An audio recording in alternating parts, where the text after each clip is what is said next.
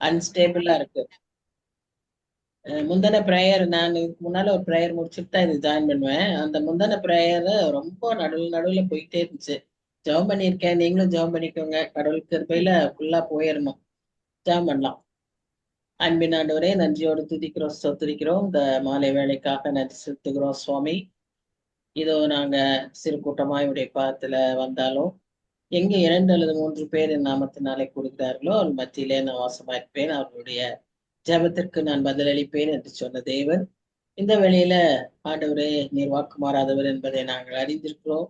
எங்கள் மத்தியில நீர் பிரசனராய் இருக்கிறதற்காக நன்றி செலுத்துகிறோம். உடைய அன்புனால எங்கெங்கேயோ இருக்கிற நாங்கள் ஆண்டவரே, நாங்க ஒன்று சேர்ந்து இப்படி சகோதரிகளாக ஒருவர் வடிபாரத்தை ஒருவர் சுமந்து கொள்ள, ஒருவருக்காய் ஒருவர் செபிக்க, ஆண்டவரே ஒருவரோடு ஒருவர் சேர்ந்து நாங்க உடைய வசனங்களை தியானிக்க நீர் தந்திருக்கிற இந்த நல்ல கிருபைக்காக நன்றி செலுத்துகிறோம். இது அநேகருக்கு கிடைக்காத ஸ்லாக்கிய சுவாமி. இதோடைய அருமைய நாங்க அறிந்து ருசித்து நாங்க நன்றி செலுத்துகிறோம். இதெல்லாம் உடைய அன்பினால் வந்தது. நன்றியோடு உண்மை துதிக்கிறோம், ஸ்தோத்திரிக்கிறோம். இந்த நாளிலும் நாங்க கற்றுக்கொள்ள வேண்டிய காரியங்களுக்கு ஆவியானவர் எங்களுக்கு உதவி செய்யுங்க. உள்ளத்தை தரங்க, வசனத்தை ஏற்றுக்கொள்ள கிருபத்தாங்க, வசனத்தின்படி வாழவும் உதவி செய்யுங்க சுவாமி. விசேஷமாக சிஸ்டர் விம்லாவுக்காக அதிகமாய் ஜெபிக்கிறோம். சிகிச்சைக்காக சென்றிருக்கிறவங்களோடு நீர் கூட இருந்து அங்கு சென்ற காரியங்களில நீர் அவர்களுக்கு வழி நடத்தி நல்ல ஒரு சுகத்தை நீர் பெற்றுக்கொள்ள நீர் கிருபை தரபடியா ஜெபிக்கிறோம். பத்திரமான பிரயாணங்களை தாங்க, போக்குவரத்துல கூட இருந்து காத்துக்கொள்ளுங்க. இந்த நேரத்தையும் உங்களுடைய கரத்துல தாழ்த்தி ஒப்புக் கொடுக்கிறோம். தடையின்றி சுவாமி ஆண்டவரே முழு ஸ்டடியை முடிக்க நீர் உதவி செய்யும். நேசிக்கிற இயேசு கிறிஸ்து மூலமாய் வேண்டிக் கொள்கிறோம் பிதாவே. ஆமென், ஆமென். So good evening everyone. நல்ல இந்த நாளிலும் நாம வேகமாக இந்த 11th சாப்டர் ஆஃப் ரோமன்ஸ பார்ப்போம். இந்த ரோமன் 9, 10, 11 3 அதிகாரங்களும் ஒன்றோடு ஒன்று தொடர்புள்ளது. இது மூன்றுமே இஸ்ரேல் நாட்டு ஜனங்களை, இஸ்ரவேலர்களுக்காக பவுல் ஏறெடுக்கிற அவருடைய பாரத்தையும் அவருடைய கவலையையும் நாம் இந்த கடிதத்துல நாம பார்க்க முடியும்.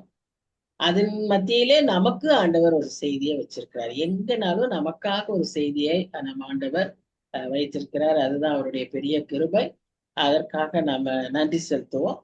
இதுல நம்ம பார்க்கிற முதல் காரியம் என்னன்னா, கர்த்தர் இஸ்ரவேல் ஜனங்களை முந்தின அதிகாரங்களில பார்க்கும்போது அவருடைய மரக்கடினம், அவர்களுடைய ஏற்றுக்கொள்ளாத தன்மைகள், இதையெல்லாம் பார்க்கும்போது கர்த்தர் ஒருவேளை இந்த ஜனங்களை தள்ளிவிட்டாரோ என்று சொல்லி அந்த கேள்வியோடு இந்த அதிகாரத்தை நாம் ஆரம்பிக்கிறோம். அதுக்கு பதிலாக நீங்க பார்ப்போம், 1 நாளாகமம் 17ஆம் அதிகாரம் 22ஆம் வசனத்துல நம்ம என்ன வாசிக்கிறோம்னா, இஸ்ரவேலர் என்றைக்கும் உமது ஜனமாய் இருப்பதற்கு அவர்களை நிலைப்படுத்தி கர்த்தராகிய நீர்தாமே அவர்களுக்கு தேவனானீர். அவங்க ஒருவேளை உண்மை ஏற்றுக்கொள்ளாம, அவங்க ஒருவேளை உமக்கு விரோதமா இருந்தா கூட அவர்களை நீர் நிலைப்படுத்துகிறீர், அவர்களுக்கு தேவனாய் இருக்கிறீர் என்று சொல்லி எஸ்ரா எழுதியிருக்கிறத நம்ம பார்க்கிறோம். அதே போல எரேமியாவும் சொல்றாரு அவருடைய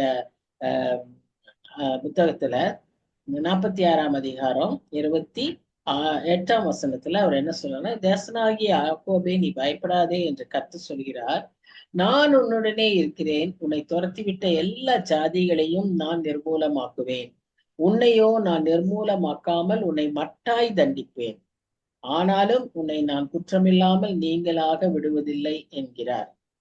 இன்னைக்கு இருக்கிற இஸ்ரேல் நாட்டினுடைய நிலைமையை பார்க்கும்போது இந்த வசனம் ஓரளவுக்கு அது அப்படி நிறைவேறுகிறதாய் நாம் பார்க்கிறோம். அவர்களை எதிர்க்கிற எல்லா ஜாதிகளையும் நான் நிர்மூலமாக்குவேன். இந்த பாலஸ்டைன் மக்களாகட்டும், அமாசா, ஹெஸ்புல்லா, லெபனான், எந்த பகுதிகளா ஈரான், எதா இருந்தாலும் நம்ம அதை நடக்கிறத பார்க்கிறோம். ஆனா இவர்களுக்கும் நஷ்டம் நிறைய ஏற்படுது. ஏன்னா உன்னையும் நான் என்ன செய்வேன், மட்டாய் தண்டிப்பேன். உனக்கு ஒருவேளை நிர்மூலமாகிற அவங்களுக்கு ஏற்படுகிற அழிவுக்களவு உனக்கு ஏற்படாவிட்டாலும் உனக்கும் புத்தி வரணுங்கிறதுக்காக நான் மட்டாய் தண்டிப்பேன் என்று சொல்வதை பார்க்கிறோம். ஆனா ஒருபோதும் அவர்களை அவர் தள்ளிவிட, அவர்கள் இஸ்ரவேல் ஜனங்களை மாத்திரம் இல்ல, நமக்கும் அது பொருந்தும். நம்மையும் கர்த்தர் ஒரு நாளும் தள்ளி விடுகிற தேவன் அல்ல. அவரிடத்துல வந்துட்டோம், அண்டி வந்தோமானால் அவர் நம்மை கைவிடுவதில்லை. அது நமக்கு இருக்கிற வாக்குத்தத்தம். அதைத்தான் இங்கே நம்ம பார்க்கிறோம்.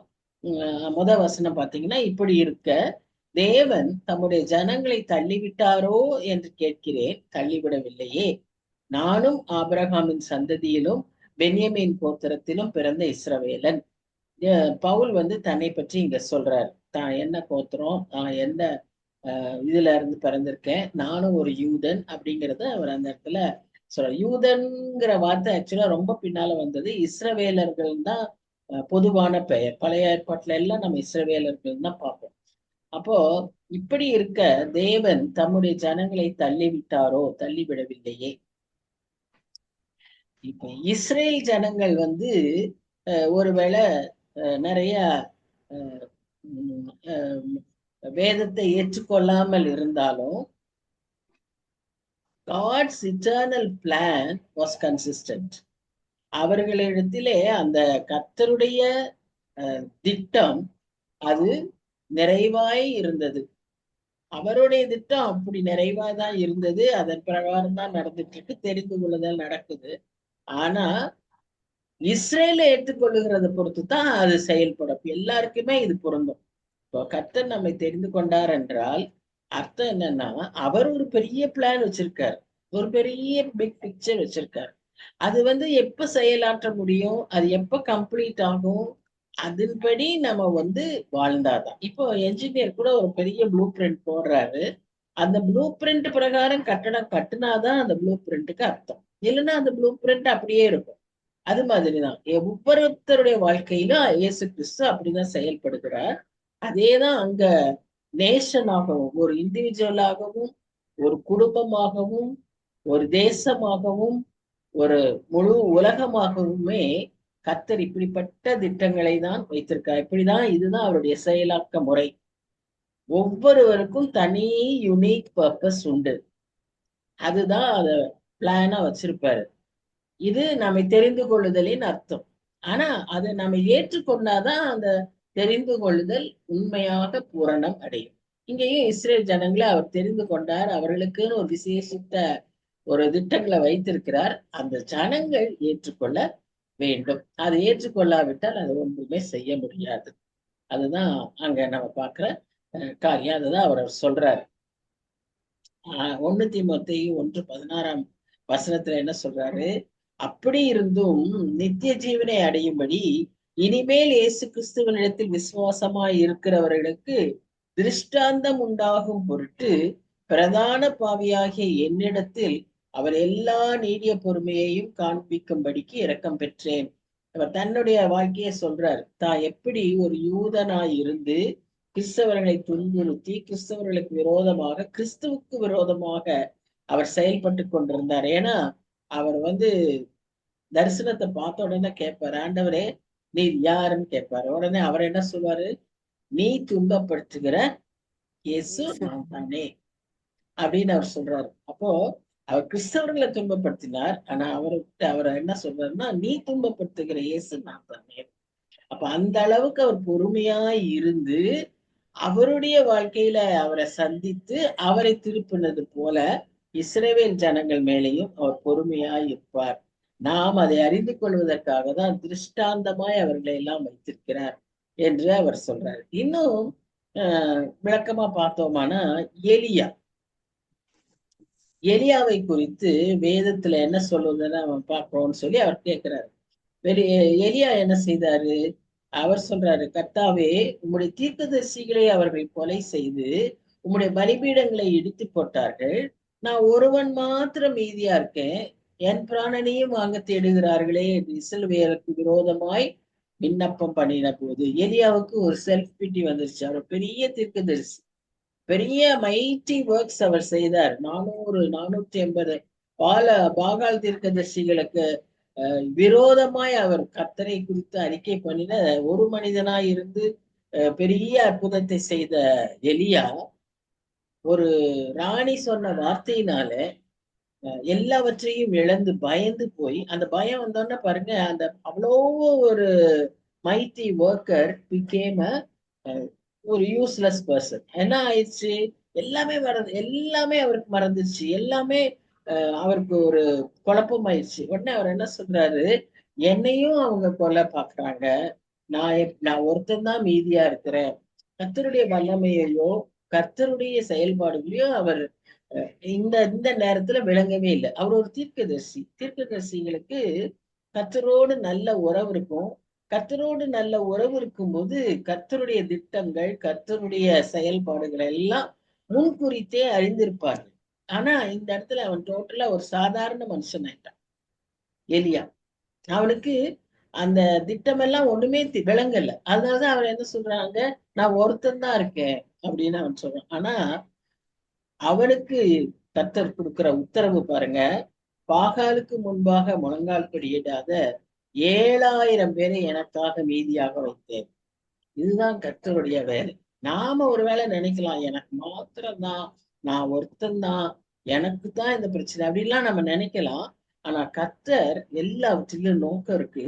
கர்த்தர் எல்லாவற்றிலும் தன்னுடைய திட்டத்தை நிறைவேற்றுவார். அந்த சூழ்நிலையில ஒரு 7,000 பேரை அவர் வச்சிருக்காரு பாருங்க.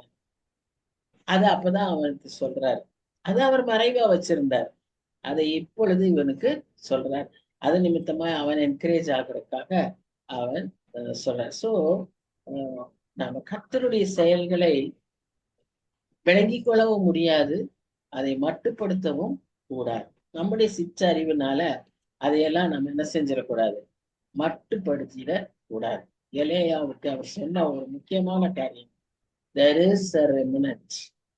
இந்த ரெமனண்டா தான் நாம் இருக்கணும்னு நான் அடிக்கடி சொல்றேன். கர்த்தர் எதிர்பார்க்கிறதும் அதுதான். ஒரு 7,000 பேர் அவர் எப்படி தனக்காக வைத்திருந்தாரோ, இந்த இவ்வளவோ கோடி கோடி ஜனங்கள் மத்தியில ஒரு சிறு கூட்டமாக நம்மை ஆண்டவர் தெரிந்தெடுத்திருக்கிறார். நாம் அதற்கேற்ற, அந்த தெரிந்தெடுப்புக்கு ஏற்ற வாழ்க்கைய வாழணும். அதனுடைய திட்டம் என்னன்னு ஆண்டவரை கேட்டு அதன்படி நாம் நம்முடைய வாழ்க்கையில செயல்படுத்தணும். இதைத்தான் ஆண்டவர் எதிர்பார்க்கிறார். எலேஜாவுக்கு அதேதான் அவர் சொன்னார். அவரு இஸ்ரேல் ஜனங்களுக்கு விரோதமாய் ஜெபித்தப்போ கர்த்தர் எவ்வளவு துக்கப்பட்டிருப்பார்ல. உன்னை நான் எதற்காக அந்த இடத்துல வச்சேன், நீ இப்ப என்ன செஞ்சுக்கிட்டு இருக்கிற, இப்படி பயந்து போய் எனக்காக இப்படி பேசுறியே அப்படின்னு சொல்லி அவர் மறைத்து வைத்திருந்த அந்த 7,000 பேரை குறித்து அவருக்கு சொல்ல வேண்டிய நிலையை உண்டாயிற்று. சரி, நாம் எதை புரிந்து கொள்ளணும்னாலும் கர்த்தருடைய செயல்பாடுகளை பற்றி நாம் அறியணும்னு சொன்னா வேதத்துலதான் அறிந்து கொள்ள முடியும். இப்படி எல்லாம் இருக்கிற திருஷ்டாந்தங்கள் நமக்கு நம் நிலையை உணர்த்தும். கர்த்தர் எவ்விதமாய் செயல்படுகிறார் என்பதையும் நாம் புரிந்து கொள்ள முடியும். எந்த சூழ்நிலையுமே நம்மால ஒண்ணுமே செய்ய முடியாது, கர்த்தராலேயும் ஒண்ணும் செய்ய முடியாதுன்னு நம்ம நினைக்கவே கூடாது. ஏன்னு சொன்னா எப்படிப்பட்ட சூழ்நிலையிலும் கர்த்தர் அற்புதமாய் செய்யக்கூடிய தேவனாய் இருக்கிறார். ஒரு எக்காலத்தை கொண்டு பெரிய மதிலை இடிக்க வைத்தார். 7 நாள் சும்மா பீன்னு ஊதுனாங்க, எக்காலம் உடைஞ்ச அந்த மதில் உடஞ்சிருச்சு. இன்னைக்கு நம்ம அபார்ட்மெண்ட்ஸ் இருக்கோம்னு வச்சுக்கோங்களேன், ஒரு அபார்ட்மெண்ட் முன்னால 7 நாள் சுத்தி சுத்தி பீன்னு விழுந்துருமா? சாதாரண இந்த மனுஷன் கட்டின அபார்ட்மெண்ட்லயே அது ஒண்ணும் ஆகாது. ஆனா அப்பேற்பட்ட அந்த பெரிய கோட்டை விழுந்தது. கர்த்தர் அற்புதமாய் செய்வார். என்ன செய்வோம்னு யோசிக்கும் போது அந்த ஆற்றையே 2ஆ பிளக்கிறார். சாதாரணமாய் செய்ய முடியாத அசாத்தியமான காரியங்களை செய்கிறவர் தான் நம்முடைய தேவன். அவர் செய்யும்படி நாம் என்ன செய்யணும்னா, விசுவாசத்தோடு எல்லா சூழ்நிலையிலும் அவருக்கு அடங்கி இருந்து அவரை முன்னிலைப்படுத்தி நாம் நம்மை விசுவாசத்துல பலப்படுத்தும் போது கர்த்தர் பெரிய காரியங்களை செய்வார். நாகும் 1:7 என்ன வாசிக்கிறோம்னா, கர்த்தர் நல்லவர்,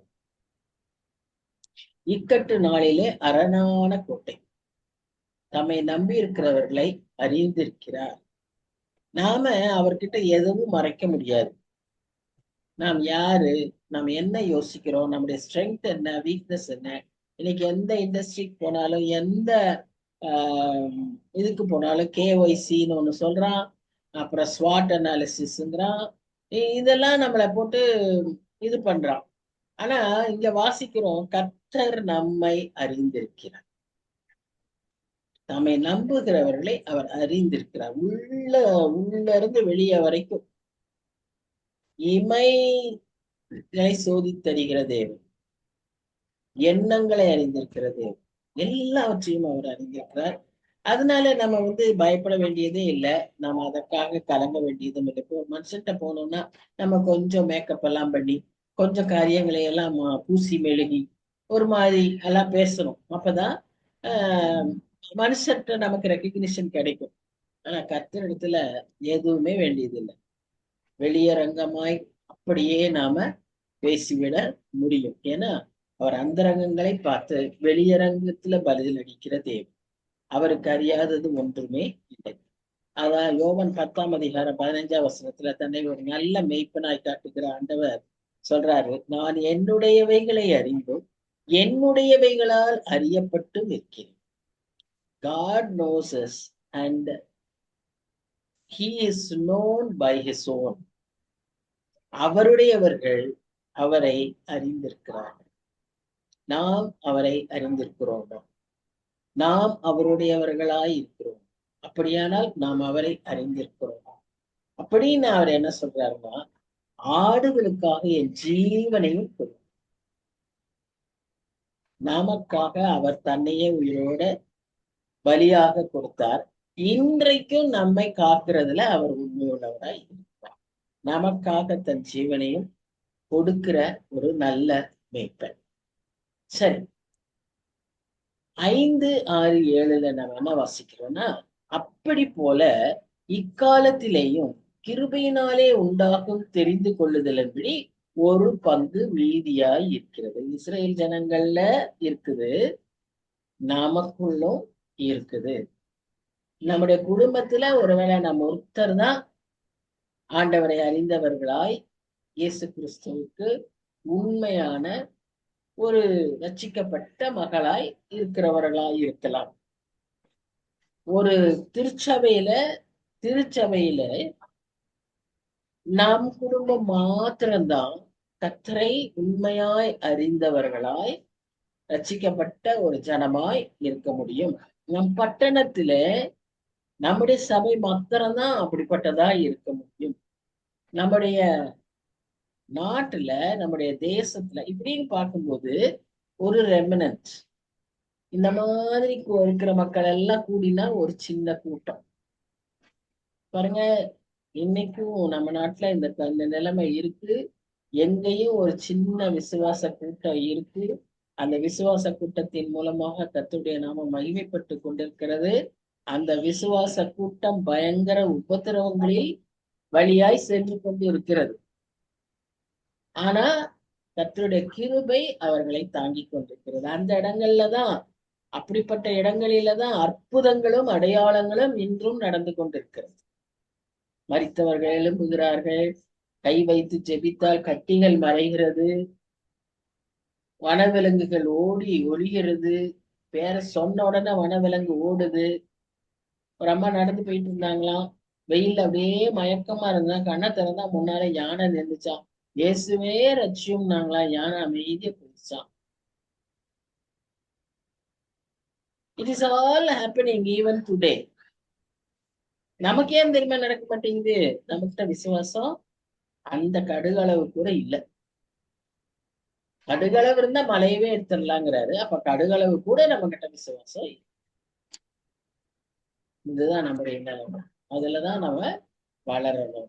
அது கிருபையினாலே உண்டாயிருந்தால் கிரியைகளினாலே உண்டாயிராது. அது கிருபையும் கிரியையும் எப்படின்னு சொன்னா இன்வெர்ஸ்லி ப்ரொபோர்ஷனல். கிருபை இருந்தால் கிரியை கிடையாது, கிரியை இருந்தா கிருபை கிடையாது. கிரியைனா என்ன? நம்முடைய சொந்த சுய முயற்சினால, சொந்த பரிசுத்தத்தினால, உபவாசத்தினால, நிறைய பேர் சொல்லுவாங்கல்ல, ஜெபத்தினால நான் போராடி ஜெபிச்சேன் பார்த்துக்கோங்க, முழங்கால போட்டேன் பார்த்துக்கோங்க, எல்லாம் அவசியம். அதனால அது செய்யக்கூடாதுன்னு நான் சொல்லவே இல்லை.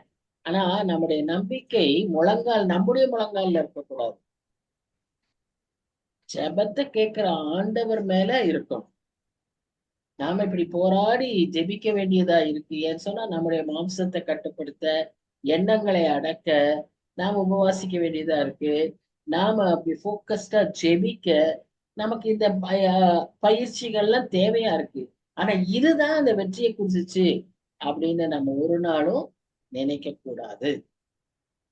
அப்படின்னு நினைச்சா என்ன ஆகும் தெரியுமா?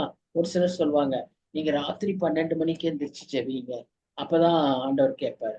ஒரு சிலர் சொல்லுவாங்க, ஒரு 21 நாள் ஃபாஸ்டிங் போடுங்க, அப்பதான் கிடைக்கும்.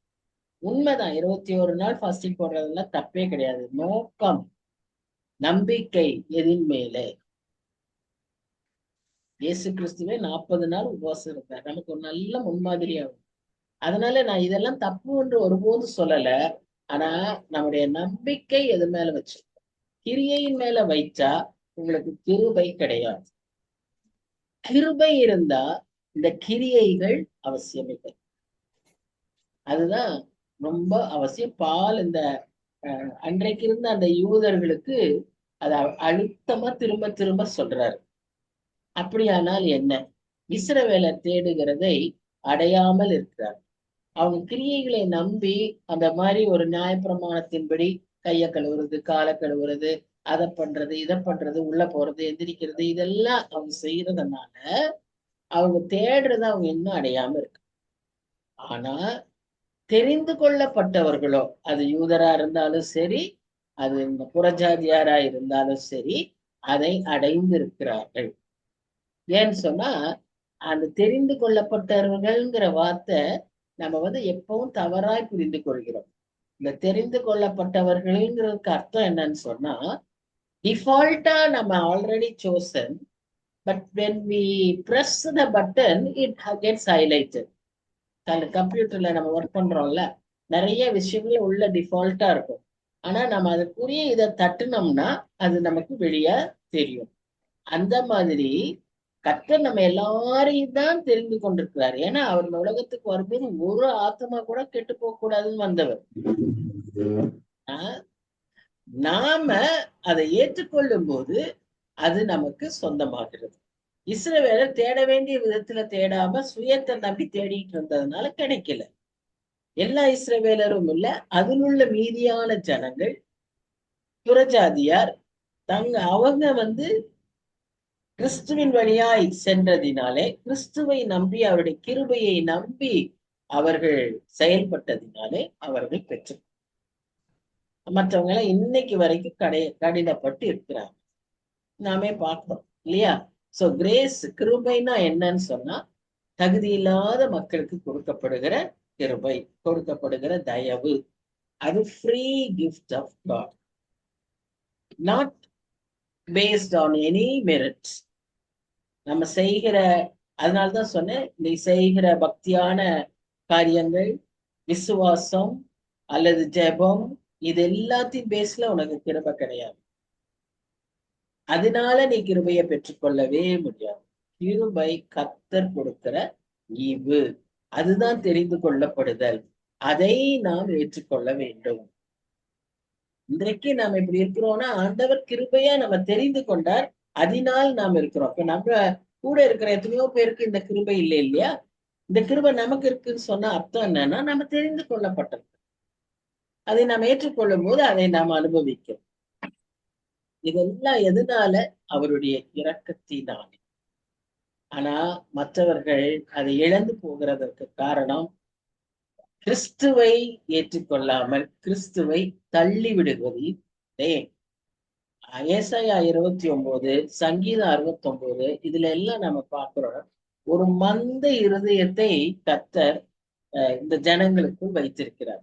அவர்கள் பார்த்தாலும் அவங்களுக்கு தெரியாது, கேட்டாலும் அவங்களால அதை ஏற்றுக்கொள்ள முடியாது. இன்னைக்கும் நிறைய பேர் இப்படித்தானே இருக்காங்க. கடைசி நாட்கள்ங்கிறாங்க, அவருடைய 2ஆம் வருகைங்கிறாங்க, பல எச்சரிப்புகளை கேட்கிறாங்க, பல செய்திகளை கேட்கிறாங்க. ஆனாலும் மனசு அது மனம் திரும்புவதற்கோ ஆண்டவரை ஏற்றுக்கொள்வதற்கோ இணங்க மாட்டேங்குது. காரணம் என்ன தெரியுமா? அந்த மந்தத்தனம். அந்த மந்தத்தனம் யாரால கொடுக்கப்பட்டது? பிசாசு அவனை கண்களை மூடி இருக்கிறார். இந்த ஜனங்கள் இப்படிப்பட்டவர்கள் என்று சொல்லி கர்த்தர் அறிந்திருக்கிறார். கர்த்தர் எல்லாம் அறிந்த தேவன். அதான் சொன்னேன், கர்த்தர் நம்மை அறிந்திருக்கிறார். ஆகவே அவருக்கு எல்லாமே தெரியும். நாம எந்த மாதிரி அளவுக்கு ஏற்றுக்கொள்வோம், எந்த அளவுக்கு அவருக்காய் உழைப்போம், எந்த அளவுக்கு அவருக்காய் ஓடுவோம், எல்லாமே அவருக்கு நன்கு தெரியும்.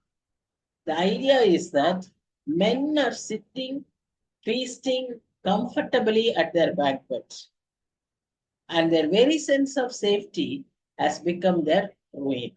இதை அறியாம இந்த ஜனங்கள் இன்றைக்கு உணர்வற்றவர்களாக கடைசி கால எச்சரிப்புகளே எடுத்துக்கோங்க. இன்னைக்கு நடக்கிற பயங்கரமான சூழ்நிலைகள் இதையெல்லாம் அறிந்தும் கூட தங்கள் ஆத்திமத்தை குறித்து ஒரு பாதிப்பு இல்லாம அது என்ன நிலைமையில இருக்கு, அது ஆண்டவருக்கு உகந்ததா இருக்கா, மற்றவங்க நம்ம குடும்பத்தினர் அப்படி இருக்கிறார்களா, இதை பற்றி எல்லாம் ஒரு உணர்வில்லாம இருக்கக்கூடிய ஒரு நிலைமையில பெண் வாங்கியும் பெண் கொடுத்தும் நோபா காலத்துல இருந்த மாதிரி இன்றைக்கு இருக்கிறார்கள் என்று சொல்லி நம்ம பார்க்கிறோம். ஆனா அந்த காரியமே அவர்களுக்கு என்ன ஆயிடும், கண்ணியாய் மாறிவிடும். அன்றைக்கு பவுலின் காலத்துல இந்த யூதர்களும் இதே விதமா தான் செயல்பட்டு கொண்டிருந்தார்கள். அபார்ட்மெண்ட்ல இன்னைக்கு லீவ் விட்டுட்டாங்க, மழையும் இல்ல, வெடிக்கிறாங்க. சரி, 8, 9, 10 கனநித்திரையின் ஆவியையும் காணாதிருக்கிற கண்களையும் கேளாதிருக்கிற காதுகளையும் தேவன் அவர்களுக்கு கொடுத்தார் என்று எழுதியிருக்கிறபடி ஆயிற்று. அன்றியும் அவர்களுடைய பந்தி அவர்களுக்கு சுருக்கும் கண்ணியும் விடுதலுக்கான கல்லும் பதிலுக்கு பதிலளித்தலுமாக கடவுது. காணாதபடிக்கு அவர்களுடைய கண்கள் அந்தகாரப்பட கடவுது. அவர்களுடைய முதுகை எப்போதும் குடிய பண்ணும் என்று தாவீதும் சொல்லியிருக்கிறார். இதெல்லாம் பார்த்தா என்ன சொல்றாருன்னா, கர்த்தரே இதை செய்திருக்கிறாருன்னு சொல்றாரு. ஏன்னு சொன்னா, கர்த்தரை ரிஜெக்ட் பண்ற எந்த மனுஷனுக்கும் இப்படித்தான நிலைமை. நீ கர்த்தரை ஏற்றுக்கொள்ளுகிற ஒரு மனுஷனா இருந்தா அவரே உனக்கு கிருபையை தந்து அவரை அறிந்து கொள்ள, வசனத்தை வாசிக்க ஒரு வாஞ்ச, வசனத்தை கேட்க ஒரு விருப்பம், வசனத்தின்படி வாழ ஒரு முயற்சி, விசுவாசம், இதெல்லாம் கற்று தருகிற கிருபை. ஆனா அந்த வசனத்தை ஏற்றுக்கொள்ள மறுக்கும் போது எல்லாவற்றையும் நாம் என்ன செய்வோம், இழந்து விடுவோம். சரி, ஏற்றுக்கொண்ட மனுஷர் எப்படி இருப்பாங்கன்னு சொன்னா, ஒரு கிறிஸ்தவன் 2 விதமா தான் இருக்க முடியும். ஒன்று, அவன் ஸ்டெப்பிங் ஸ்டோனா இருக்கணும், மற்றவர்கள் ஆண்டவரிடத்தில் வருவதற்கு ஒரு ஸ்டெப்பிங் ஸ்டோனா இருக்கணும். இல்லையா ஒரு ஸ்டம்பிளிங் ஸ்டோனா இருக்கும், மற்றவர்களை இடறுதலுக்கு ஏற்றபடி தள்ளுகிற ஒரு நிலைமையில இருக்கணும். இவனே கர்த்தரை ஏற்றுக்கொண்ட இவனே அவன் விழுவான் அல்லது இடறுவான். இடறுதல் விழுவுதலை காட்டிலும் மேலானது. அதாவது அவனை பொறுத்தவரை மற்றவர்களை இடற வைக்கிறது இல்ல, அவனை பொறுத்தவரை. இப்ப நாமளே பார்ப்போம், வேகமா நடந்துட்டு இருப்போம், ஒரு சின்ன கல் இருக்கும், அப்படி தட்டி விழுற மாதிரி போவோம், ஆனா எந்திரிச்சிருவோம். அது பேர் இடறுதல், ஸ்டம்பிளிங். ஆனா சில இடத்துல மூஞ்சி மேல போய் அப்படியே குப்புற விழுவோம், தட் இஸ் ஃபாலிங். சரியா? சோ இந்த stumbling is better then falling. ஏன்னா ஸ்டம்பிள் பண்ணா உடனே எந்திரிச்சிடலாம். நீதிமான் 7 தரம் விழுவான், ஆனாலும் எழுந்திருப்பான். கம்ப்ளீட் ஃபாலிங் இல்ல, ஃபாலிங் இன்டு த பிட், தூக்கி முட முடியாத ஒரு நிலைமை. ஆனா அப்படிப்பட்ட நிலைமையிலும் நீ கர்த்தரை நோக்கி கூப்பிட்டால், எப்படி பேதுரு ஆண்டவரே என்னை ரட்சியும்னு ஒன்ன அவர் கை நீட்டி அவனை தூக்குறாரு. உளையான சேற்றிலிருந்து நம்மை தூக்கி நிறுத்தி கண்மலையின் மேல் கால்களை உறுதிப்படுத்துகிற தேவன். We have to call him. We have to call him. Focus கர்த்தரை விட்டு மாறிச்சுன்னா உள்ள போயிடுவார். ஆனா உள்ள போன நிலைமையில நீ கர்த்தரை நோக்கி கூப்பிட்டீன்னா அவர் உன்னை தூக்கி எடுப்பார். So everything is in our side. நம்ம தவறா என்ன செய்யறோம்னா, கர்த்தர் ஒரு சிலர் தான் தெரிந்து கொண்டிருக்கிறாரு, ஒரு சிலர் தான் ரட்சிக்கப்பட முடியும், அதெல்லாம் நமக்குரிய தவறான புரிதல். நம்ம கிட்டதான் இருக்காது. அவர் கிருபை எல்லாருக்கும் உரியது, பொதுவானது. அதை பெற்றுக்கொள்ளுகிறது நம்முடைய, நமக்கேற்றவாறு என்னென்ன கிருபைகளை தரணுமோ அதை தருவார். கிருபைக்கு மேல் கிருபை தருவார், அது அவருடைய பொருள். சரி, இப்படி இருக்க விழுந்து போகும்படிக்கா இடறினார்கள் என்று கேட்கிறேன். அப்படி அல்லவே அவர்களுக்குள்ளே வைராக்கியத்தை எழுப்பத்தக்கதாக அவர்களுடைய தவறுதலினாலே புறஜாதிகளுக்கு ரட்சிப்பு கிடைத்தது. இப்போ இது வந்து இன்னும் கொஞ்சம் டீப்பர் அண்டர்ஸ்டாண்டிங் என்ன அப்படின்னு சொன்னா, ரோமன்ஸ் நான் சொன்னேன் highly theological and doctrinal book. இதை வந்து ரொம்ப ஹை லெவல்ல பவுல் எழுதியிருக்கிறார். ஆவிக்குரிய நிலைமையில ஒரு மெச்சோர்டு கிறிஸ்டியன் தான் புரிந்து கொள்ள முடியும். கர்த்தர் கிருபையா இன்றைக்கு நமக்கு இத புரிந்து கொள்வதற்காக கர்த்தர் நமக்கு உதவி செய்கிறார். இப்ப இன்றைக்கு இதுல நாம என்ன பாக்குறோம்னா, இப்ப முந்தின வசனங்களின்படி ஒருவேளை கர்த்தர் தான் அவங்க உள்ளத்தை எல்லாம் மந்தப்படுத்தியிருக்காரோ, கர்த்தர் தான் அவங்க உள்ளத்தை குருடாக்கி இருக்கிறாரோ என்று நாம பார்க்கும்போது இங்க என்ன வாசிக்கிறோம், அப்படி ஒரு சிலர் இடறி போவதும் கர்த்தருடைய திட்டம். ஏன்னு சொன்னா, இவங்க இடறி போகிறதுனால புறஜாதியாருக்கு அந்த ரட்சிப்பு கிடைக்கும். புறஜாதியார் இந்த நீங்க வேண்டான்னு சொன்ன இயேசு கிறிஸ்துவை புறஜாதியார் ஏற்றுக்கொண்டார். அது நிமித்தமாய் அவர்களுக்கு ரட்சிப்பு கிடைத்தது. இப்போ மத்தேயு 22ஆம் அதிகாரத்துல நாம ஒரு சம்பவத்தை வாசிக்கிறோம் இல்லையா? அநேகர் அழைக்கப்பட்டார்கள் திருமண விருந்துக்கு. போயிருக்கோம், இன்விடேஷன் எல்லாம் கொடுத்து கூப்பிட்டாரு, அவங்க எல்லாம் வரல. உடனே என்ன செஞ்சாரு, எல்லாம் ரெடியா இருக்கு ஆனாலும் வரல. அவங்கவுங்க ஒரு ஒரு ஷாப் சொன்னாங்க. தெரு சந்தியில நின்று அங்க போற வரவங்கள கூட்டிட்டு வான்னு சொல்லிட்டாரு. எப்படி அந்த அந்த திருமண விருந்துக்கு அவங்க வருவாங்க? அவங்களுக்கு தகுதியே கிடையாது, அவங்க எதிர்பார்க்கவும் கிடையாது. அவங்க இந்த திருமண விருந்து நடக்குதுன்னே அவங்களுக்கு தெரியாது, அவங்க எதிர்பார்க்கவும் கிடையாது. ஆனா அந்த திருமண விருந்துக்கு வரும்படியாய் அழைப்பு அவங்களை கூப்பிட்டு வராங்க. அதுல ஒருத்தர் பாருங்க இந்த மாதிரி இருக்காரு. அங்க அவங்களுக்கு கொடுத்தா இப்ப அதுல ஒரு ப்ரொசீஜர் இருக்கு, கல்யாண உடைய அணிஞ்சிட்டு போகணும். அதை ஒருத்தர் ஏமாத்திட்டு போடாம போயிருக்கிறாரு. அதையும் அக்செப்ட் பண்ண முடியல. he was a proud man. இதை நான் அக்செப்ட் பண்ண மாட்டேன் அப்படின்னுட்டு போனா நரகத்துக்கு நித்திய ஆக்கினை போட்டோம். எல்லாமே நம்ம அவரை ஏற்றுக்கொள்வதில் இருக்கிறது. அக்செப்டன்ஸ். அவர் கிருபையை நம்ம ஏற்றுக்கொள்வோமானால் நமக்கு ரட்சி. நான் முறை இப்படிதான் செய்வேன், நான் இந்த முறையில தான் பெற்றுக்கொள்வேன், நான் நான் என்னுடைய நீதியின்படி நான் வாழ்வேன், நான் எந்த பாவமும் செய்யாம இருக்கேன் அப்படிலாம் பேசுறவங்க ஆண்டவர்கிட்ட வரவே முடியாது. ஆண்டவர் அவங்கள பயன்படுத்தவும் முடியாது. அவங்களால ஆண்டவருக்கு எந்த பிரயோஜனமும் கிடையாது. They are waste. First what God wants is humility. தாழ்மை. நமக்கு தாழ்மை இருந்தாதான் அவரை அக்செப்ட் பண்ண முடியும், அவர் கொடுக்கிற அந்த கிருபையை ஏற்றுக்கொள்ள முடியும். அது இல்லைன்னா நம்மளால முடியும். That is the basic principle.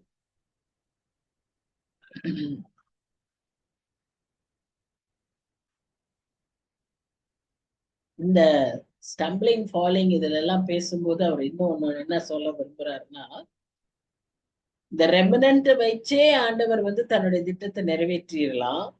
ஆனாலும் இந்த மீதியா இருக்கிற இந்த கடினமான ஜனங்களுக்காக ஆண்டவர் ஒரு காலத்தை வச்சிருக்கிறார்.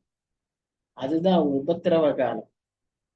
அந்த உபத்திரவ காலத்துல இந்த இஸ்ரவேலருக்கு ரட்சிப்பு உண்டாகும். திரும்பி வரும்போது முன்பாக இந்த உபத்திரவ காலத்தை அவங்களுக்கு கொடுத்து அந்த நாட்கள்ல அவங்க உண்மையான மெசியாவை கண்டு கொண்டு அவரை ஏற்றுக்கொள்வார்கள் என்று சொல்லி நம்ம வெளிப்படுத்த விசேஷத்துல வாசிக்கிறோம். சோ எவ்வளவு முறை அவங்களுக்கு சுவிசேஷம் சொல்லப்பட்டாலும், எவ்வளவு முறை இந்த மேசியாவை குறித்த வெளிப்பாடுகளை அவர்கள் பெற்றிருந்தாலும், அவங்க ஏற்றுக்கொள்ளாம மன கடினப்பட்டவர்களா இருந்தாலும், புரட்சாத்தியார் இவ்வளவு திரளா ஏற்றுக்கொண்டாங்களே, சரி இது போதும்னு அவர் இல்ல. இந்த ஜனங்கள் இதுதான் கிறிஸ்துவின் பாரம், தன் ஜனங்களுக்காக அவர் வைத்திருக்கிற பாரம். இதை பவுல் புரிந்து கொண்டு அவர் சொல்றாரு, இந்த ஜனங்களுக்காக அந்த உபத்திரவ காலத்துல சுவிசேஷம் சொல்லப்படும், அதை அவர்கள் ஏற்றுக்கொள்வார்கள். அந்த சின்ன ரெமினன்ட் தான் இல்ல, அதை விட இன்னும் நிறைய பேர் அவர்கள் ஏற்றுக்கொள்வார்கள் அப்படின்னு பவுல் எதிர்பார்க்கிறாரு. பவுலும் அதை விரும்புகிறார். 12-13 நம்ம என்ன பார்க்கிறோம்னா, அவர்களுடைய தவறு உலகத்திற்கு ஐஸ்வர்யமும் அவர்களுடைய குறைவு புறஜாதிகளுக்கு ஐஸ்வர்யமாய் இருக்க அவர்களுடைய நிறைவு எவ்வளவு அதிகமாய் இருக்கும். அதாவது அவங்க செஞ்ச தப்புனால புறஜாதிகள் ஏற்றுக்கொண்டாங்க, உலகத்துக்கு ஐஸ்வர்யமா இருக்கும். அவங்களுடைய குறைவு அவங்க ஏற்றுக்கொள்ளாததினால புறஜாதிகளுக்கு ஐஸ்வர்யமா இருந்துச்சு. அப்ப இவங்க எல்லாரும் ஏற்றுக்கொள்ளும் போது எவ்வளவு பெரிய ஆசீர்வாதமாய் அது மற்றவர்களுக்கும் அமையும் அப்படின்னு அவர் பேசுறார். புறஜாதியாராகிய உங்களுடனே பேசுகிறேன், புறஜாதிகளுக்கு நான் அப்போஸ்தலனா இருக்கிறதுனாலே என் இனத்தாருக்குள்ளே நான் வைராக்கியத்தை எழுப்பி அவர்களில் சிலரை ரட்சிக்க வேண்டும் என்று என் ஊழியத்தை மேன்மைப்படுத்துகிறேன். இந்த கடிதம் எழுதுகிற நோக்கம் என்னன்னா, என்னோட காலிங் என்ன, to reach out the Gentiles. அதுதான் என் காலிங். நான் யூதருக்கு நான் ஊழியம் செய்யணும்னு என்னுடைய காலிங் கிடையாது. ஆனா இவங்க ஏன் ஜனங்க இப்படி அறியாம போயிடக்கூடாதே. நான் எவ்வளவு புறஜாதியாரே ஆண்டவருக்குள்ள நான் அனுப்பிட்டு இருக்கேன், எவ்வளவு சபைகளை நடந்து நடந்து நான் ஏற்படுத்தினேன். இந்த ஜனங்கள் கொஞ்சம் பேராவது ரட்சிப்புக்குள்ள வரமாட்டாங்களா? அந்த பாரத்துல புறஜாதிகளுக்கு செய்யற காரியங்களை பார்த்து இவங்க வைராக்கியம் அடைய மாட்டார்களா? வைராக்கியத்துல நல் வைராக்கியம் இருக்கு, தீமையான வைராக்கியம் இருக்கு. நல் வைராக்கியம் என்பது இவ்விதமான காரியங்கள், ஆவிக்குரிய ஒரு வைராக்கியம். நானும் செய்வேன், நானும் இந்த மாதிரி பண்ண. தீமையான வைராக்கியம் என்ன? அவங்க மாதிரி எல்லாம் நான் இருக்க மாட்டேன். நான் பொறாம கொள்றது, அவங்க மேல எரிச்சல் அடைவது, அதெல்லாம் தீமையான வைராக்கியம். அது இல்லை. யாக்கோபு சொல்றாரு நல் வைராக்கியம் வேண்டும். அப்படிப்பட்ட நல் வைராக்கியத்தை எழுப்புவதற்காக அது மூலமா சிலராது ரட்சிக்கப்படணும்னு. அப்ப பவுலுடைய பாரத்தை பாருங்க. ஒரு ஊழியக்காரருக்கு இருக்க வேண்டிய பாரம், ஆத்தும பாரம். தன் இனத்தார், தன் குடும்பத்தார் இன்னும் அறியாம இருக்காங்களே, இன்னும் ஒரு நாமினல் கிறிஸ்டியன்ஸா இருக்காங்களே, எப்படியாவது அவங்களும் ஆண்டவருக்குள்ள வந்துடணுமே. ஒருவேளை நம்மளால போய் பவுலாட்ட சொல்ல முடியாது, ஆனா நாம என்ன செய்யலாம்? ஜெபிக்கலாம். நிச்சயம் அப்படிப்பட்ட ஜெபங்களை கேட்கிற தேவன், அதன் மூலமாய் பெரிய காரியங்களை செய்கிற தேவன். சரி, நம்ம அதை குறித்து இங்கே பார்த்துட்டோம்.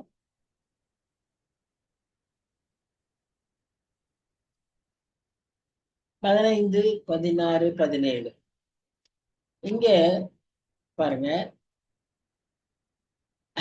அவர்களை தங்களுக்கு ஒப்புரவாகுத்தலாயிருக்க அவர்களை அங்கீகரித்துக் கொள்ளுதல் என்னமாயிராது, மரித்தோரிலிருந்து ஜீவன் உண்டாயிருக்கிறது போலிருக்கும் அல்லவோ. மேலும் முதல் பலனாகிய மாவானது பரிசுத்தமாயிருந்தால் பிசைந்த மாவு முழுவதும் பிரசுத்தமாயிருக்கும். வேறானது பரிசுத்தமாயிருந்தால் கிளைகளும் பரிசுத்தம். இங்கே ஒரு மரத்தை பற்றி, ஒரு மாவை பற்றி அவர் பேசுறார். மாவை பரலோக ராஜ்யத்துக்கு ஒப்பிட்டு அநேக சமயங்களில சுவிசேஷத்திலே இயேசு கிறிஸ்துவே பேசியிருக்கிறார். ஏன்னா இவங்களுடைய எல்லா ஃபுட் பேஸ் மாவுதான். அப்பம், பெருசு பெருசா பிரெட்ஸ், இதுதான் அவங்க பேசிக். எப்படி நம்ம சாதம் செய்யறோமோ, சோறு செய்யறோமோ, அது மாதிரி அவங்களுக்கு ஸ்டேபிள் ஃபுட் இந்த மாவுலதான் செய்யறது. அதனாலதான் மாவை பத்தி முதல்ல சொல்றது. அதே போல ஒரு செடி, ஒரு மரம்னா அதுக்கு வேர் ஸ்ட்ராங்கா இருந்தா கிளைகள் ஸ்ட்ராங்கா இருக்கும். வேறு பரிசுத்தமாய் இருந்தால் கிளைகளும் பரிசுத்தமாய் இருப்பார். ஒரு குடும்பத்துல தாய், தகப்பன் பரிசுத்தமாய் இருந்தால் குடும்பம் சந்ததி சந்ததியாய், தலைமுறை தலைமுறையாய் பரிசுத்தமாய் இருக்கும். சில கிளைகள் முறித்து போடப்பட்டிருக்க, இப்போ மரத்தை பத்தி கொஞ்சம் தெளிவா பேசுறோம். சில கிளைகள் முறித்து போடப்பட்டிருக்க காட்டொலிவ மரமாகிய நீ அவைகள் இருந்த இடத்தில் ஒட்ட வைக்கப்பட்டு ஒலிவ மரத்தின் வேருக்கும் சாரத்துக்கும் உடற்பங்காளியாய் இருந்தாயானால் நீ அந்த கிளைகளுக்கு விரோதமாய் பெருமை பாராட்டாதே. பெருமை பாராட்டுவதால் நீ வேரை சுமக்காமல் வேர் உன்னை சுமக்கிறது என்று நினைத்து. இது கொஞ்சம் இந்த இடத்துல நாம புரிந்து கொள்ள வேண்டிய ஒரு காரியம். அதாவது முதல் பலனாகிய மாவுன்னு சொல்லும்போது யூதர்கள், ஏன்னா யூதர்களுக்கு தான் இயேசு கிறிஸ்து வந்தார்.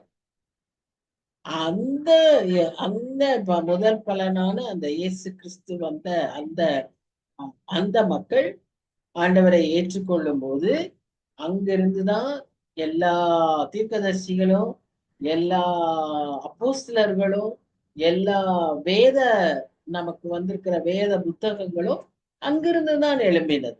எல்லாமே யூத மக்களின் மூலமா தான் நமக்கு எப்படி முதல்ல இருந்த அந்த யூதர்கள் இயேசு கிறிஸ்துவை ஏற்றுக்கொண்டதினால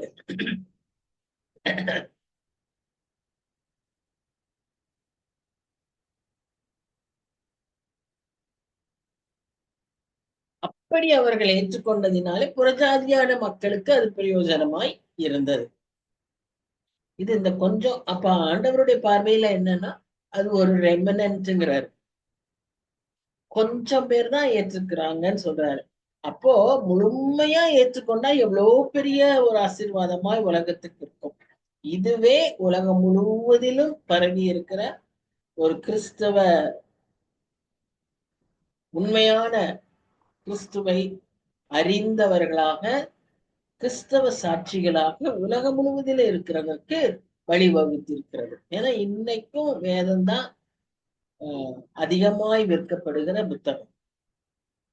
இன்றைக்கும் எல்லா காரியங்களையும் பழசு வாஸ் இஸ் அண்ட் ஃபியூச்சர் பற்றி எழுதியிருக்கிற புத்தகம் வேத புத்தகம் தான்.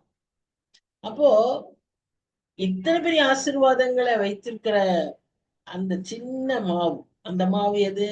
இயேசு கிறிஸ்துவை ஏற்றுக்கொண்ட அந்த சின்ன ரெமனன்ட்ஸ், அதன் மூலமா இவ்வளவு பெரிய ஆசீர்வாதம் இருக்குங்கிறத அவர் அதை சொல்றாரு. முதல்ல முற்பிதாக்கள் தொடங்கி, ஏன்னா இந்த இஸ்ரவேல் கோத்திரம் எங்கிருந்து வந்தது? முற்பிதாக்களே, ஆபிரகாம், யாக்கோபு, ஈசாக்கு, இந்த அந்த முற்பிதாக்களின் தொடங்கி இன்றைக்கு வரைக்கும் அந்த ஆசீர்வாதம் தலைமுறையாய் வந்து கொண்டே இருக்கிறதை நாம் பார்க்கிறோம். இப்போ அந்த கிளைகள் முறிக்கப்பட்டது, கிளைகள் ஒட்டி வைக்கப்பட்டது, இது எல்லாம் நம்ம பார்க்கிறோம். அதுல என்ன முக்கியமா திரும்ப திரும்ப சொல்றாருன்னா, மேட்டிமையான சிந்தனையில நீ இருக்காது அப்படிங்கிறத அவர் சொல்றார். அது என்னன்னு பார்க்கலாம். பாருங்க, அவங்களுடைய பொதுவான திங்கிங், அவங்களுக்கு எதை சொன்னாலும் ஒன்னா திராட்சை செடியை சொல்லுவாங்க. யோவான் 15ஆம் அதிகாரத்துல பாக்குறோம், திராட்சை செடியை உபமானமா சொல்றோம். இல்லைன்னா அத்தி மரத்தை சொல்லுவாங்க. அது ரெண்டும் இல்லைன்னா ஒலிவ மரத்தை சொல்லுவாங்க. இங்கே பவுல் ஒலிவ மரத்தை சொல்றாரு. இப்ப இந்த ஒலிவ மரம் நல்லா வளர்ந்து ஒரு முதல் பகுதியில பாருங்க, அத பாருங்க, நல்லா வளர்ந்து பச்சையா நல்லா வேர் பிடித்து இருக்கு. ஆனா கொஞ்ச நாள்ல ஒரு கிளை மாத்திரம் என்னாச்சு, காஞ்சி போயிடுச்சு. அல்லது அதுக்கு அந்த சாரம் போகல, அல்லது அது அந்த இதோடு கூட உறவில நிலைத்திருக்கல. அந்த நிலைத்திருந்தாதான் என்னவாகும்? சாரம் போகும், கனெக்ஷன் இருக்கணும். கனெக்ஷன் கொஞ்சம் விட்டுருச்சுன்னா அந்த அந்த பகுதியில என்ன இருக்காது, அந்த சத்து போகாது. அந்த சத்து சாரம் போகலைன்னா காஞ்சி போயிடும். காஞ்சி போனா அந்த மரத்துல அதை வைக்க மாட்டாங்க, வெட்டிடுவாங்க. இது காமன் பிராக்டிஸ். நம்ம வீட்லயே காஞ்சி போன இலைகளை வெட்டிடுவோம்.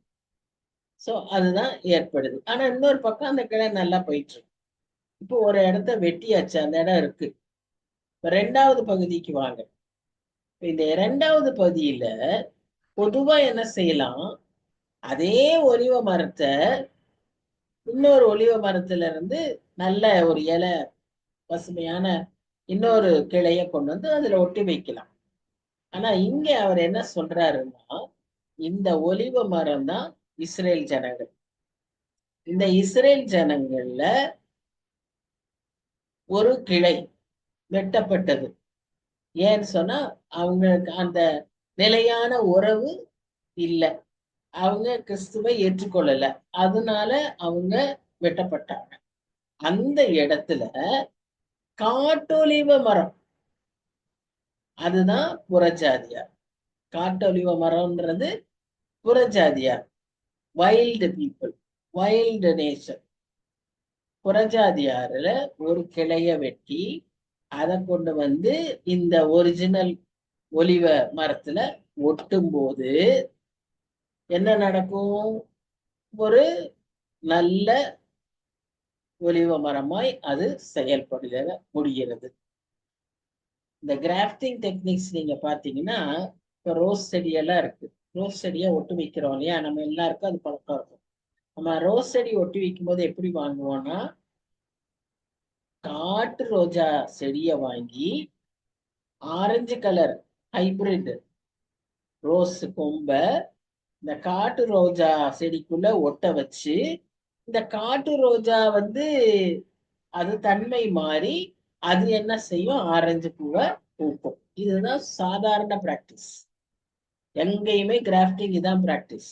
வைல்டு ட்ரீல ஹைபிரிட் பிரான்ச்சை கொண்டு வந்து வைக்கிறது. ஆனா இங்க பேசுற காரியம் என்னன்னு சொன்னா, இந்த ஒலிவ ட்ரீ, ஒலிவ மரம், இது வந்து ஹைபிரிட் எல்லாம் இல்ல. இது ஒலிவ மரம், நல்ல மரம். இது இஸ்ரவேல் ஜனங்கள். இதுல கர்த்தரை ஏற்றுக்கொண்டவர்கள் செழித்து தழைக்கிறார்கள். அவர்கள் வேர் பரிசுத்தமா இருக்கு, அவங்க பரிசுத்தமா இருக்காங்க, தழைத்து இருக்கிறாங்க. ஆனா இதுல ஒரு கிளை கர்த்தரை ஏற்றுக்கொள்ளவில்லை. அதனாலே அவர்கள் எப்படிப்பட்டவர்களா ஆயிடுறாங்க? வாடி போயிடுறாங்க. அவங்க சுபாவங்கள் மேலோங்கி வருகிறது, கிறிஸ்தவ சாட்சி குறைஞ்சிருது. அதனால அது வெட்டப்படுது. இப்ப அந்த இடத்துல இவங்க வெட்டப்பட்டதினால ஒரு வாய்ப்பு கிடைக்குது. யாருக்கு? காட்டொலிவ மரத்து. இந்த காட்டொலிவ மரம்னு சொல்லப்படுவது யாரு? புறஜாதியா. அவங்களுக்கு சுவிசேஷமே தெரியாது, அவங்களுக்கு ரட்சிப்புனா என்னன்னு தெரியாது. ஆனா அவங்களுக்கு இப்போ ஒரு வாய்ப்பு கிடைக்கும். இந்த ஒலிவ மரத்தோடு இணைந்து அதிலிருந்து அந்த சாரத்தை பெற்று அவங்க நல்லா செழித்து அவங்களும் ஒரு ஒலிவ மரம் போல மாறுகிறார்.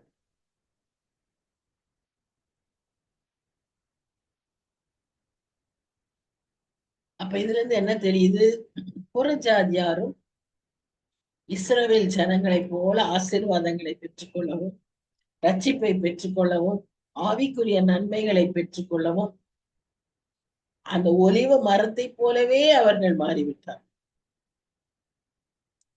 இப்படியா இருக்கக்கூடிய சூழ்நிலையில இந்த ஒட்ட வைத்த இந்த ஒலிவ மரம், இந்த காட்டொலிவ மரம், இந்த ஒரிஜினல் ஒலிவ மரத்தை காட்டிலும் கூட நல்லா இருப்பாங்க. நான் பாக்குறோம், புதுசா இயேசு கிறிஸ்துவை ஏற்றுக்கொண்டவர்கள் நம்மை காட்டிலும் அதிக விசுவாசியா இருக்காங்க. ஆனா அந்த மக்கள் மேன்மை பாராட்ட ஆரம்பித்தார்களானால், சுபாவ கிளைகள், சுபாவங்கள் தோன்றுமானால் அவர்களும் தரிக்கப்பட்டு போவார். அவங்க ஒட்ட வச்சதுனால அவங்க தரிக்கப்பட மாட்டாங்க கிடையாது. அவங்கள்ட்ட ஏதாவது மேன்மையான காரியங்கள், மேட்டுமையான காரியங்கள், அப்படிப்பட்ட காரியங்கள் இருக்குமாயின் அவர்களையும் அவர் வெட்டி போடுவார். வெட்டி போடுறவர் யாரு? தோட்டக்காரர். தோட்டக்காரர் யாரு? இயேசு கிறிஸ்து. புரியுதா? அப்படிதான் இந்த இடத்துல அவர் வந்து இந்த வசனங்களில பவுல் இதை ஒரு எக்ஸாம்பிளா, இல்லஸ்ட்ரேஷனா அவர் இங்க சொல்லியிருக்கிறார். ஒரு வித்தியாசமான முறையில அவர் சில காரியங்களை நமக்கு விளங்க செய்திருக்கிறார். So, by God's grace, the Gentile Christians are grafted into the tree of God, the root of which is Israel. ஒரு பழைய ஒலிவ மரம் சத்து குறைஞ்சிருச்சு அப்படின்னா இருந்தா அதை வெட்டி விட்டு அதுல காட்டொலிவ மரத்தை அதுக்குள்ள சேர்த்தும் போது அந்த ஒலிவ மரமும் பலன் பெற்று நல்ல ஒரு மரமாய் வளர முடிகிறது. இதத்தான் ரட்சிப்பு, தேவபலன், தெரிந்தெடுப்பு, எல்லா சத்தியங்களும் இதுல அடங்கியிருக்கு. ஒரிஜினல் மாவு, the first fruit Israel, root Israel. அது பரிசுத்தமா இருந்தா எல்லாம் பரிசுத்தமா இருக்கும், நல்லா இருக்கும். ஆனா சில நாட்கள்ல இந்த ஒரு கிளையோ 2 கிளையோ என்ன ஆயிடுச்சு, இந்த உறவில குறைவுபட்டதுனால பலனற்று போகும்போது புறஜாதியார் வந்து இவங்களோட சேர்த்தப்படுறாங்க. அந்த புறஜாதியார் சேர்த்தப்படுறது எப்படி? கிருபை. கிருபைதான். புறஜாதியா இருந்தாலும் கூட இந்த தெரிந்தெடுக்கப்பட்ட ஜனங்களோடு சேர்ந்த அவர்களும் எல்லா மேன்மைகளையும் எல்லா ஆசீர்வாதங்களையும் பெற்றுக்கொள்ளும்படியாக கர்த்தர் கிருபை பாராட்டுகிறார். இன்றைக்கு நாம் எல்லாரும் புறஜாதிகள் தான். உலகத்துல அத்தனை பேர் புறஜாதிகள் தான், இஸ்ரவேல் ஜனங்களை தவிர, அக்கார்டிங் டு தீஸ் வெர்சஸ். ஆனா அவங்க இன்னும் ஏற்றுக்கொள்ளவே இல்லை. ஆனா நாமெல்லாம் ஏற்றுக்கொண்டிருக்கோம். நாமெல்லாம் அந்த காட்டொலிவ மரம். அவர்களுடைய தவறுதலினாலேதான் நமக்கு ரட்சிப்பு கிடைத்தது. அவர்கள் ஏற்றுக்கொள்ளாததினாலேதான் நமக்கு ரட்சிப்பு வந்தது. அப்படி நமக்கு வந்த சுவிசேஷத்தினாலதான் நாம இயேசு கிறிஸ்துவை அறிந்திருக்கிறோம், இயேசு கிறிஸ்துவை ஏற்றுக்கொண்டிருக்கிறோம், இயேசு கிறிஸ்துவின் சுவிசேஷ பிள்ளைகளாக நாம் மாறியிருக்கிறோம். நாமும் இந்த செய்தியை மற்றவர்களுக்கு சொல்லுகிறோம்.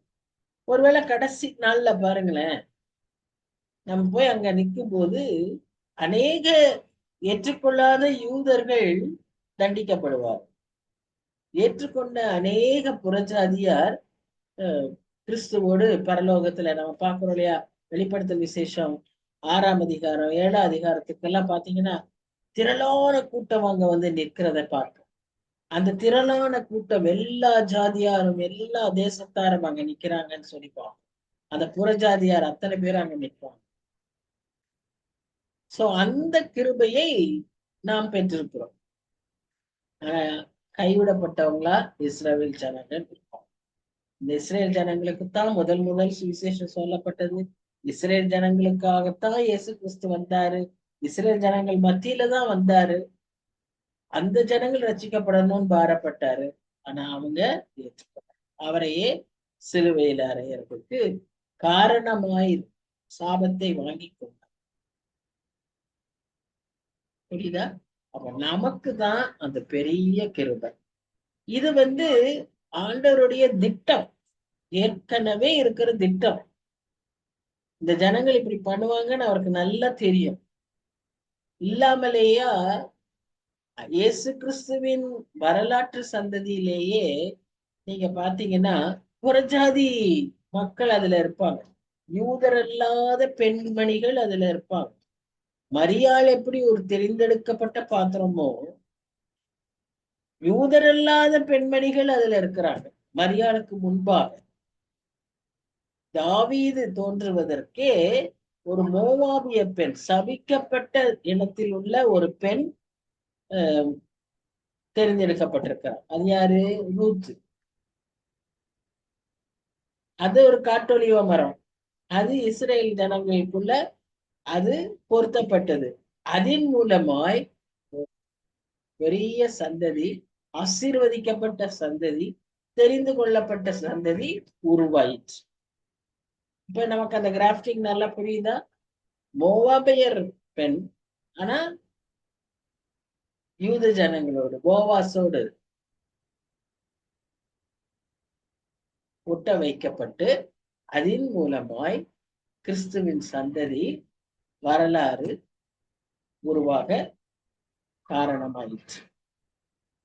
சோ எந்த விதத்திலும் யூதர்களோ புறஜாதியாரோ ஒருவருக்கு ஒருவர் தாங்கள் மேன்மையானவர்கள் என்று நம்ம சொல்லவே முடியாது, நாம் நினைக்கவும் கூடாது. இந்த பிரச்சனை அன்னைக்கு இருந்திருக்கு.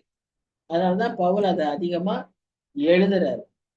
எப்பவும் ஞாபகம் வச்சுக்கணும், இந்த அடிமரம் இஸ்ரேல் அப்படிங்கிறத நீ ஞாபகம் வச்சுக்கணும்னு அன்னைக்கு இருக்கிற புறஜாதியாருக்கு சொல்லிக்கிட்டே இருக்காரு. நீ விசுவாசிக்கலைன்னா நீயும் வெட்டப்படுவாய், நீ கனி கொடுக்கலன்னா நீயும் வெட்டப்படுவாய். இதே ஞாபகத்துல வச்சுக்கோ.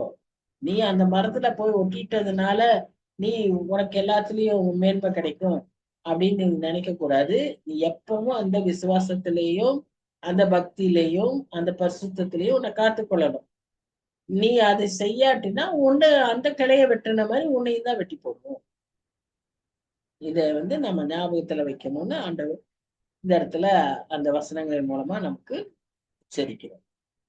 ஆகையால் தேவனுடைய தயவையும் கண்டிப்பையும் பார். இதுதான் ஒரு காயினுக்கு ரெண்டு பக்கம்ங்கிறோம்ல, அது மாதிரி ஒரு பக்கம் தேவனுடைய தயவு, கிருபை, இரக்கம் எல்லாம், இன்னொரு பக்கம் அவருடைய கோபம், கோபாக்கினை, கண்டிப்பு, இதெல்லாம் அர்த்தம். உன்னிடத்திலே தயவையும் காண்பித்தார், அந்த தயவிலே நிலைத்திருப்பாயானால் உனக்கு தயவு கிடைக்கும். நிலைத்திராவிட்டால் நீயும் வெற்றுண்டு போவாய். அன்றியும் அவர்கள் அவிசுவாசத்திலே நிலைத்திராதிருந்தால் அவர்களும் ஒட்ட வைக்கப்படுவார்கள். அவர்களை மறுபடியும் ஒட்ட வைக்கிறதற்கு தேவன் வல்லவராய். Our God is a God of second chances. யோனாவுக்கு அப்படி ஒரு சான்ஸை கொடுத்தார், பேதுருவுக்கு அப்படி ஒரு சான்ஸை கொடுத்தாரு. வேதத்துல நீங்க திரும்பி திரும்பி பார்த்தீங்கன்னா நிறைய பேருக்கு அந்த சான்ஸை கொடுப்பார். சிம்சோனுக்கு கொடுத்தார். அவர் திட்டத்தை அவர் நிறைவேற்றியே முடிப்பார். அதனால நம்ம கையில தான் இருக்கு எல்லாமே.